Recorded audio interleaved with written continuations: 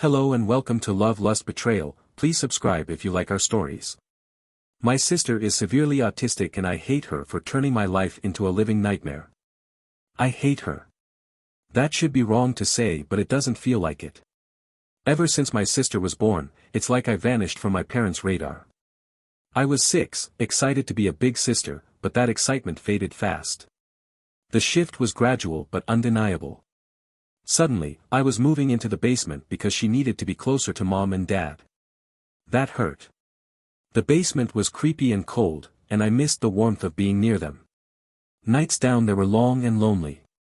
I'd hear the rest of the family upstairs and feel so cut off, like I was more of an afterthought than a daughter. Losing my toys to her was another blow. She didn't mean to break them, but it happened all the time. I remember trying to explain to my parents how it made me feel, hoping for a bit of sympathy, maybe even justice. But all I got was, "She's younger, she doesn't understand. You're the big sister, you should be more understanding." It felt so unfair. Those toys were my escape, and seeing them broken, without anyone caring enough to address it, just piled on the feeling of being invisible. The MacBook incident was the last straw. School had given it to me because I'd been doing really well, and then one day, it was just destroyed. My school was mad at me for being careless, and my parents. They just added to the blame. No one stopped to consider it wasn't actually my fault. I was furious and hurt, but mostly, I felt alone in dealing with the mess. It wasn't just about a laptop, it was about feeling like nobody had my back. Honestly, trying to balance being a sister and having a life is rough. I love my sister, sure, but it's like my parents forget I'm still a kid too. Every time she needs something, I have to drop everything. It doesn't matter if I'm studying, hanging out, or even trying to catch a break. It's like I'm on call 24/7 without even signing up for it. I couldn't remember the last time I hung out with friends without constantly checking my phone, worried I'd miss a call from home needing me to rush back. My life felt like it was on a perpetual pause, always waiting for the next crisis or the next demand for help. The day I decided to go watch the new Spider-Man movie was a big deal for me. It had been ages since I'd made plans that felt purely for my own enjoyment. My friend James had been talking about it for weeks, and his excitement was contagious. I needed that break, a couple of hours where I could just be a teenager, not a caretaker. So, I made a decision. I figured, just this once, I'd turn my phone off to enjoy the movie. Not worry about anything else. Just 2 hours, you know. Walking out of the theater, turning my phone back on, I felt like I was hit by a truck. Missed calls and texts everywhere. I called home immediately, the joy from the movie evaporating with each ring. When my mom picked up, her anger cut through me. "Where have you been? We needed you an hour ago." I could barely get a word in. I rushed home, feeling guilty but also kind of angry. When I got there, it was like walking into a storm. My parents were furious, their disappointment a tangible force in the room. "We rely on you, and you just decide to disappear. To watch a movie." My dad's voice was sharp, his words punctuated by my sister's background noises, like going to a movie was some kind of crime. I tried explaining I just wanted a break, that I just wanted a couple of whores to myself, but it fell on deaf ears. It didn't matter. "Your responsibilities here are more important than some movie," my mom added, her words final. They grounded me, said I was being irresponsible, all over a movie. Sitting in my room afterwards, it hit me. This wasn't about the movie, it was about feeling stuck. Yeah, I get it, my sister needs me. But sometimes, I just want to do something normal, without feeling guilty or getting into trouble for it. Being 18 and feeling like you're not allowed to have your own life is tough. It was about feeling trapped in a role I never chose, about longing for a piece of normalcy in a life that felt anything but normal. I loved my sister deeply, but in that moment, I couldn't help but feel robbed of the simple teenage experiences, of friendships and carefree moments. Living in my house feels like I'm trapped in a loop where everything revolves around my sister and her needs. Don't get me wrong, I get it, she needs a lot of care, and I want to be there for her. But sometimes, it feels like I'm just another item on the family's to-do list. Help your sister. Make sure she's okay. Can't you see we're busy with her? It's exhausting, feeling more like an extra hand. It's like I'm invisible unless they need something for her. This feeling of being a slave in my own home, it's suffocating. I carry this weight around, a burden that's made me question my own worth. Around the house than an actual member of the family. Then there was this one week that felt like it could be different. I had been chosen to give a speech at a school event. Something about that recognition, it lit a spark in me. I worked hard on that speech, pouring my thoughts and feelings into every word. When my parents said they'd be there to watch me, for the first time in a long time, I felt valued. Finally, something about me. I worked on my speech every night, imagining looking into the crowd and seeing my parents there, maybe even catching them smiling proudly. The excitement was like a beacon, a rare light in the usual dimness of my daily life. Like, maybe this time things would be different. But they weren't. They missed it because of something with my sister. Once again they blamed it on my sister. Standing there, about to start my speech, and not seeing them crushed me. I pushed through, voice shaky and hands trembling. I cried, not just for the speech, but for all the times I felt sidelined. Yeah, I made it through, and people clapped, but it felt empty. The whole walk home, I couldn't stop the tears. It's not like I wanted to make a big deal about them missing the speech, but it just hit hard. It felt like a reminder that no matter what happens with me, it'll always be secondary. And walking home, all I could think was how this pattern seems like it's never going to end. Talking about colleges with my dad was something I'd been looking forward to. It started off pretty normal. I was actually excited, you know. For once, it felt like we were focusing on my future, on something that was about me. I was getting into the idea, thinking maybe college was my chance to get out and do my own thing, away from all the chaos at home. We were looking at some brochures, talking majors and campuses. It was the closest to dreaming I'd gotten in a long time. Then my dad made that joke. Something about picking a high-paying major so I'd be set to take care of my sister when they're gone. He laughed, thinking it was just a light-hearted comment, I guess. But it hit me hard. All my bottled-up feelings just exploded. I lost it. I couldn't hold it in anymore. I started crying, then yelling, telling him how unfair it was that my entire life was expected to revolve around being my sister's caretaker. It was all coming out, every bit of resentment, every moment of feeling overlooked and undervalued, trying to make him see how much I've had to give up, how everything always circles back to what my sister needs. But they didn't get it. My parents just stood there, staring at me like I was speaking another language, watching me lose it. No comfort, no apologies, nothing. Their faces were so cold, so detached. It was like they couldn't understand why I was so upset over a joke. That's when I realized they weren't going to hear me out. I ran to my room, slammed the door, and I've been here ever since. And here's the thing. I've been in there for hours, and they haven't even bothered to check on me. Not a knock, not a word. Nothing. It's like my outburst didn't matter to them. It's so lonely sitting here, knowing that even this, me being this upset, isn't enough to get them to see how much I'm hurting. It's like I'm trapped in this role they've set for me, and my feelings about it don't matter at all. Am I wrong for wanting more than this? For wanting to be seen as more than just a future caretaker for my sister? It just feels like no matter what I do, it's like my life doesn't matter. I am nothing to them. Nothing more than just insurance for my sister after they are gone. After hours turned into a day, and then another, with no word from my parents, something in me clicked. I couldn't shake off the feeling that something had to change. It wasn't just about getting away for a bit. It was about needing some space to figure out my own stuff without always being pulled back into the same old situation. I thought of the one person who'd always seemed to get it. Grandpa. Without making a big plan, I just packed some essentials into a backpack one night and left. I texted him I was coming over, half expecting him to talk me out of it or to call my parents. But he didn't. He just texted back, "Doors open."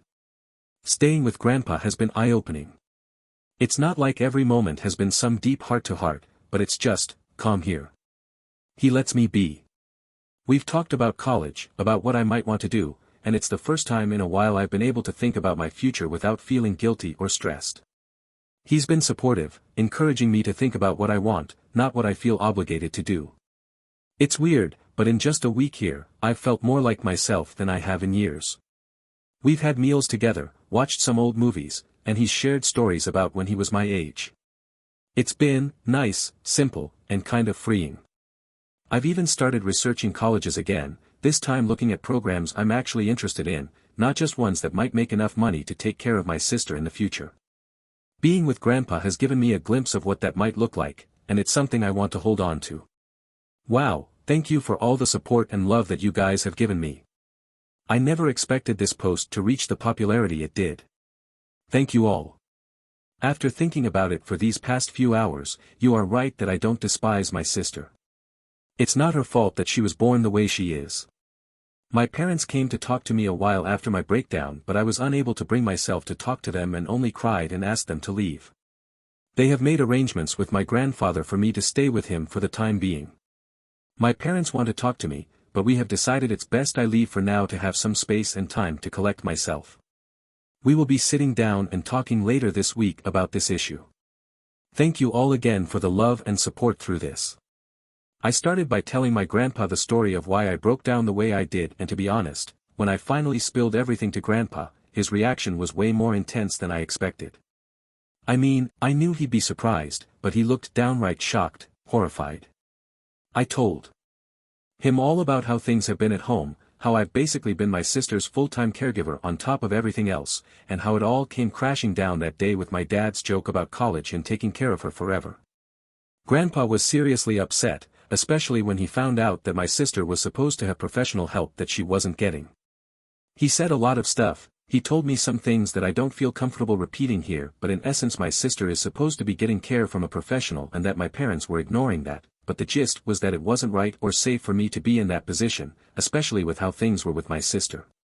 He couldn't believe my parents were putting all this on me, and that they'd kept so much from the rest of the family. He was also really mad about the whole movie incident, saying it was the last straw that showed how unfairly I was being treated. Grandpa's pretty chill most of the time, so seeing him this mad was kind of a big deal. He told me straight up not to talk to my parents unless he was there, which was a relief honestly. He said he'd talk to them first, sort everything out, and be there with me for any conversations in the future. But it wasn't just Grandpa. Over the next few days, I heard from aunts, uncles, cousins, you name it. They were all checking in, making sure I was okay, and they were all just as shocked as Grandpa was. Turns out, my parents had been telling everyone they had a professional caregiver for my sister, and even taking money from the family to pay for it. Except, that caregiver never existed. Everyone was pretty upset about being lied to, especially about something so serious. This past week. Man. It's been a roller coaster. Tough, yeah, but also kinda eye-opening in a good way. The whole drama with my parents and finding out all that stuff I had no idea about was a lot to handle. But then, there's been this unexpected silver lining. My extended family stepped up in ways I didn't even know I needed. Grandpa's been at the center of it all, trying to make up for what he keeps calling lost time. He's been really pushing me to just be a teenager again. It's weird but nice. Getting nudged to hang out with my friends more, or just chill and do whatever I feel like. Stuff I haven't really done in, well, forever. It's like he's on this mission to help me reclaim parts of my life I didn't even realize I was missing out on. And it's not just him. My aunts and uncles have been amazing too. They've been around a lot this week, checking in, bringing over food, just talking and actually listening. It's like they're making this massive effort to show they care, to make sure I don't feel alone in this whole mess. It's pretty overwhelming but in the best way possible. For the first time in what feels like ages, I'm not just the sister, or the caretaker. I'm just me, and that feels really good. The talk with my parents on Saturday night. Disaster doesn't even cover it. I went in hoping maybe, just maybe, we could start fixing things. Instead, it fell apart even more. They actually admitted to a bunch of stuff. Stuff so messed up I can't even bring myself to type it out here. But the kicker? Not a single sorry came out of their mouths. Instead they doubled down, saying I was pretty much born to be my sister's caretaker. Yeah, my dad actually said that, like my whole purpose was just about taking care of her. I couldn't keep it together. All the stuff I'd found out, all the support I'd been getting from the rest of the family, it all just bubbled up. I called them out on everything, the lies about the caretaker, the money they were supposedly spending on it but actually weren't, all of it. But they just dodged and made excuses. By the end of the talk, things were even worse than before. It felt like hitting a brick wall, trying to get through to them. I'd gone into that conversation with a sliver of hope that we could mend things, but I walked out feeling like that chance was completely torched. So, after that disaster talk with my parents, I made up my mind. I'm done. Had a long chat with Grandpa and my uncle last night, and we all agreed it's best if I don't go back. Today's the day I'm officially moving out to live with Grandpa. It feels weird, making this huge change, but it also feels right. Like, I finally have some control over my life again. I've also decided I'm leaving the state for college once I'm done with high school. Just the thought of starting fresh somewhere new is kind of thrilling. My aunt, she's been incredible through all this. She told me she's going to start sending the money directly to me, the money she used to give to my dad for my sister's care. Guess it's going to be my college fund now. My parents? They've called a couple of times since that night, but if you're thinking they called to say sorry or that they missed me, nah. They just wanted to know when I was planning to come back home. It's like they're not even trying to understand why I had to leave. I know this is going to be a huge change, and honestly, I'm kind of scared, but at the same time, I feel this weight lifting off me. I'm finally making decisions for myself, and there's something really freeing about that.